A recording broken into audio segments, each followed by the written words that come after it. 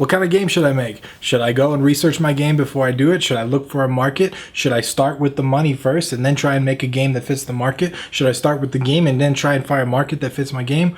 What should I do? Where do I go? All this stuff.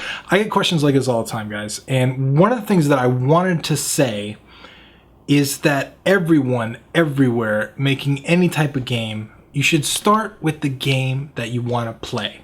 Make the game that you want to play first. Now, there are some exceptions to this rule, but let me elaborate on the point first before we dive deep into everything this is.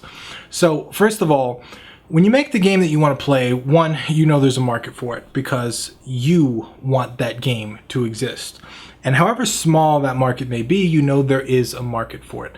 A lot of people think that, hey, they might be the only one into this niche subject, but the world is a very big place. And with the internet economy, you'd be surprised how many people you can find into some of the same things that you're into. So making the game that you want to play ensures that you can make a good game, because likely if you make the game that you want to play, you have experience in those genres, you play those type of games, you don't just want to pull a game out of your ass, right? You want to make a specific type of game for a specific purpose because you think it'd be cool. And when you do that, one, you have longer, your motivation levels stay higher for longer, right? Your passion kind of draws that out because you want to make the game. But two, like I said before, you can ensure there's a market for it. Now, some of the drawbacks to choosing a game like this are occasionally the game that you want to make is too big to make. Like I talk in a couple videos about how I wanted to make this AAA FPS for a very long time. It was like a AAA FPS RPG, crazy, super big game. And that was a game that I wanted to play. So for me to make that game and actually go through that process would take a ton of time, a ton of resources, all kinds of stuff. That is not something that I want to put my time and my effort to in the next couple of years. I prefer to spend it on smaller projects. So that's a consideration you have to make, right? Because it may not be feasible to make that game. And in that case, I would say some of my other stuff that I talk about would apply. You have to figure out whether it's right for you, figure out all the different details and whether or not it's actually something you want to devote long period of time to. Second fallback of choosing a game that you want to play is there is a possibility that other people don't want to play it. Now, I think this is slim to none, if anything, but it is a possibility. A lot of people in the business side of games, especially like let's use the mobile market for example, right? Because mobile, I think, is really in that space where a lot of business people see potential right now. And usually, if you're trying to start a game business, with business first, that's the key word, it's a little bit different than being a game developer, right? Because most game developers start with the game first, and then they try and make money from it, versus a game business, which starts a business first, and then they try and make the game that fits the business model. So in that market, it's pretty common to do some research on what kind of games are selling, what kind of games make money, look at the top highest grossing games, top apps in the App Store, look at some of the top stuff that gets featured by Apple, look at some of the top stuff that gets featured by Google, kind of take all this in, do some analysis, do some research, and from there, figure out what kind of game you should make based on target demographics. Another thing they do is if they have an existing audience, they figure out what kind of game would work well with their existing audience and do that. But while that's a very good and safe business practice, right? When you start with the research, you start with the demographics and stuff like that. From a business perspective, that makes sense, but it's a safe decision. And anytime you have a safe decision, there can't be a really high reward, right? Like most of the stuff that's super high reward is also high risk, because when you take that approach, when you do the research first and you target your demographic and you figure out what they want and you look at the games that are selling, you're actually behind the market at that point, right? Like you don't actually know that this isn't a trend. You don't know that something new isn't going to come out tomorrow and just nobody cares about those types of games or anymore or anything like that. essentially what you're trying to do is copy the market and make something similar that fits in the market, which again, from a business perspective, makes sense. It's safer. But from a game developer's perspective, trying to make a game that's amazing, trying to make a game that's new and unique, sometimes you can't do that. Sometimes to innovate, you have to kind of start from a different footing. You have to start from a different perspective. And to make a really, truly great game, something that's new, something that's unique, something that most people haven't seen before,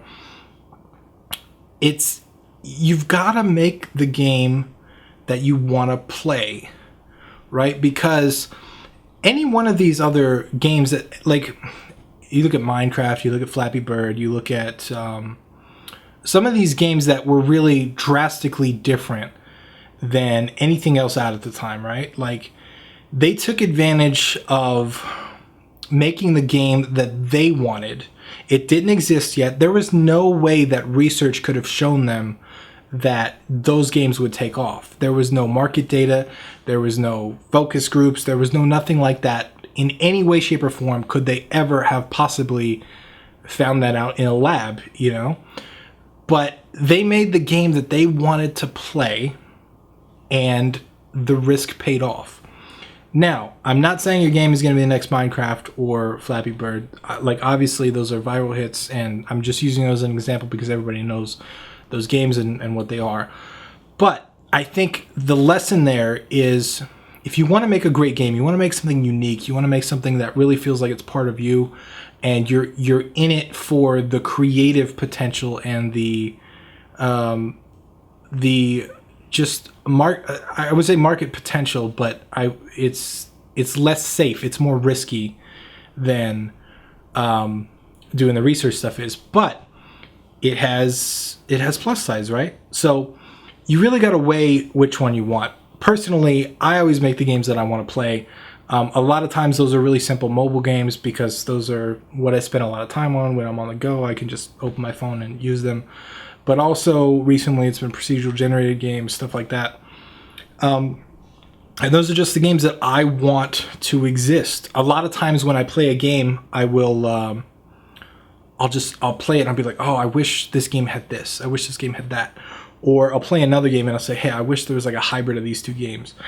And sometimes I make a game out of that. Like, I like this game, I like that game. I'm going to combine the two and see what I can build. And I think that's a really cool way to innovate in games and make new things and create things that other people haven't seen before.